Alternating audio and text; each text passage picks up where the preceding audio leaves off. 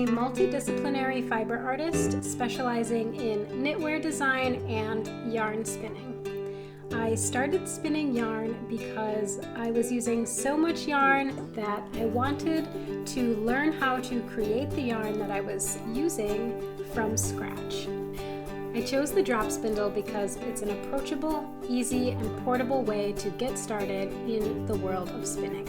And today we're going to be learning the fundamentals of spinning on a drop spindle.